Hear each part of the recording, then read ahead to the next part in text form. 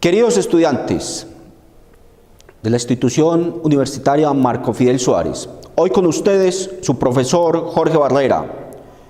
Para el día de hoy nos ocupa el conocimiento del módulo de Fundamentos de Policía Judicial.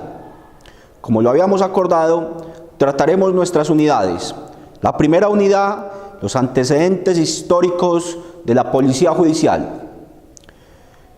Bueno, queridos estudiantes, para ello saltaremos en el tiempo hacia el siglo XVIII para establecer cuáles fueron los orígenes de la Policía Judicial. Y para ello es preciso decir entonces que en el siglo XVIII varios personajes, entre ellos Hans Gross, conocido como el padre de la criminalística, y Edmund Lockhart, fueron los que más aportaron a esta ciencia que hoy estudiaremos. En el siglo XVIII se formaron todo el conocimiento de las ciencias. La criminalística no fue la de menos. Para esa época, el profesor Hans Gross, abogado penalista, le ofrece a sus estudiantes dentro del módulo de Derecho Penal, ya que no fue posible en un módulo completo, diferente al del Derecho Penal, que Hans Gross compartiera sus conocimientos. ¿Cuáles fueron sus conocimientos?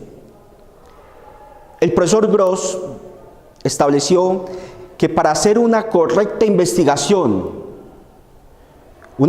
criminal, la persona encargada tenía que tener unos conocimientos específicos, y para él fueron 15. Enunciaremos algunos de ellos. Establecía el profesor Gross que un investigador judicial tenía que tener conocimientos en fotografía forense. Ustedes saben que la criminalística tiene unos principios, y uno de ellos es el principio de reconstrucción de los hechos. Entonces, ¿qué se buscaba con la fotografía forense? Se buscaba la fijación del elemento material probatorio. Ese fue uno de los primeros conocimientos que dijo el profesor Gross había que tener. Conocimientos en documentología y grafología. Muchos delitos se cometen a través de documentos, escrituras falsas, documentos privados falsos, en fin. Conocimientos en hematología forense, es el conocimiento de la sangre. Hoy ya estamos mucho más avanzados y estamos por el conocimiento del perfil genético. Pero recuerden, estamos en el siglo XVIII. También decía el profesor Gross que era indispensable el conocimiento del argot criminal. ¿Qué es el argot criminal? El argot criminal es la manera como las personas que cometen delitos se comunican entre sí. Un ejemplo básico. Para usted, que es conocedor de las ciencias forenses, un arma de fuego la denominará arma de fuego tipo pistola o tipo revólver. En el argot criminal, esa misma arma de fuego se conocerá como el chopo, el juguete, el boquifrío, la niña.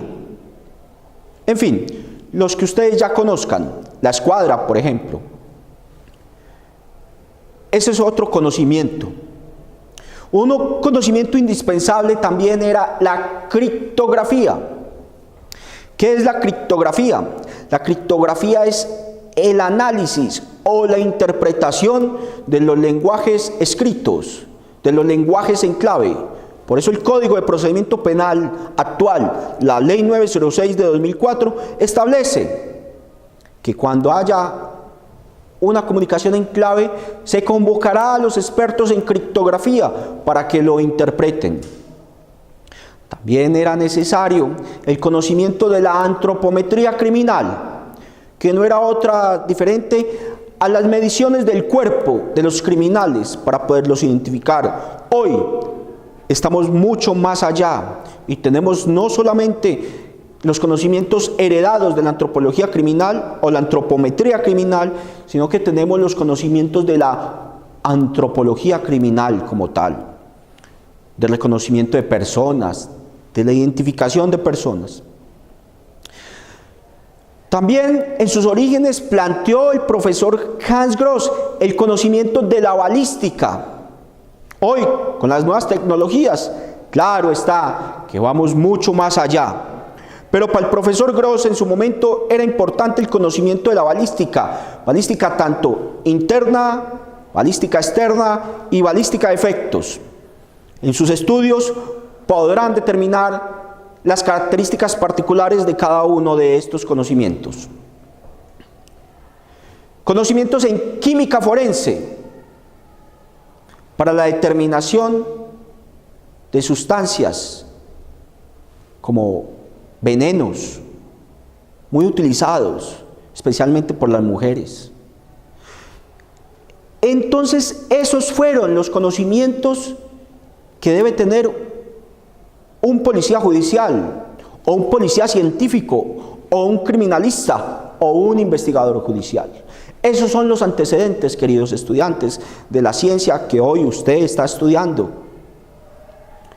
También les dije que había otro gran personaje, el ilustre profesor y criminalista Edmund Lockhart.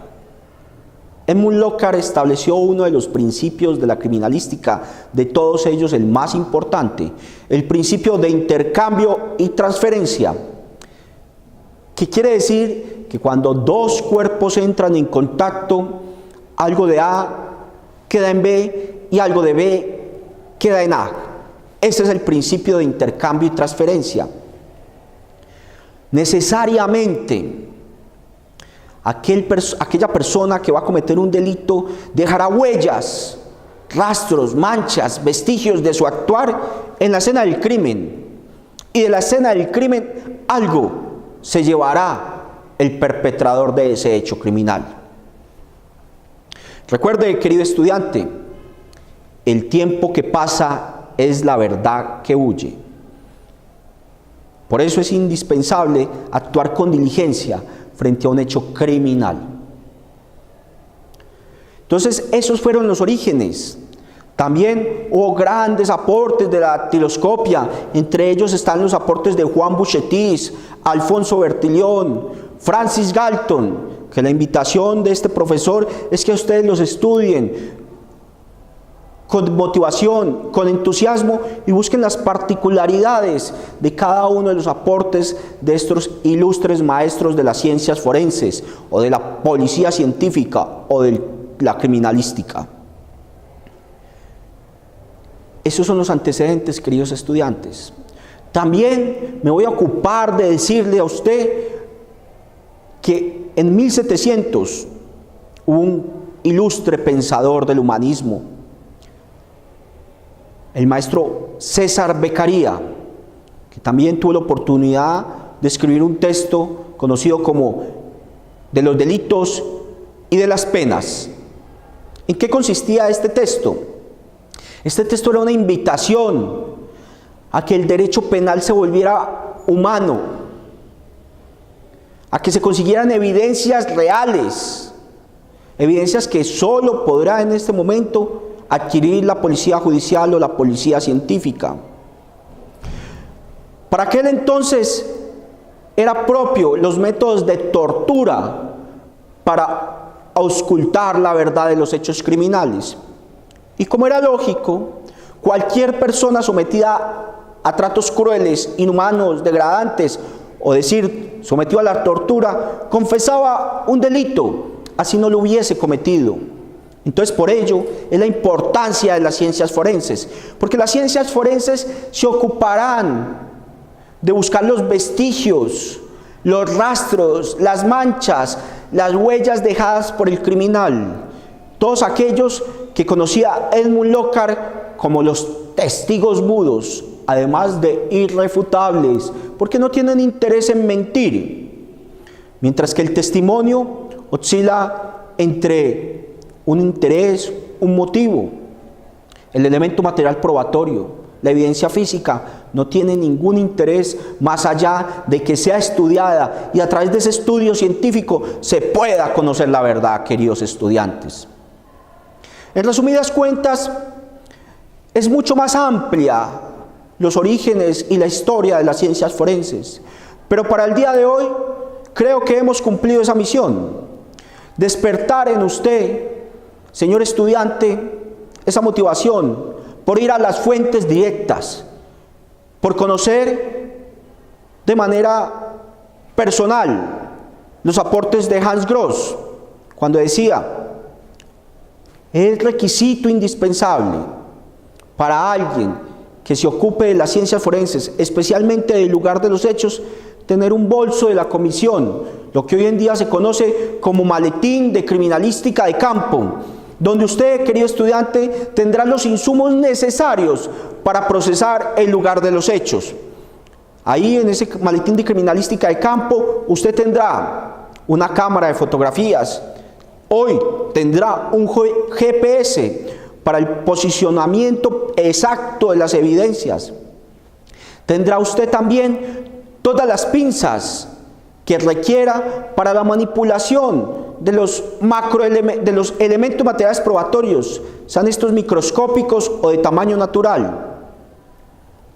Tendrá usted los reactivos para identificación de alcaloides, tendrá los reactivos para la identificación de huellas.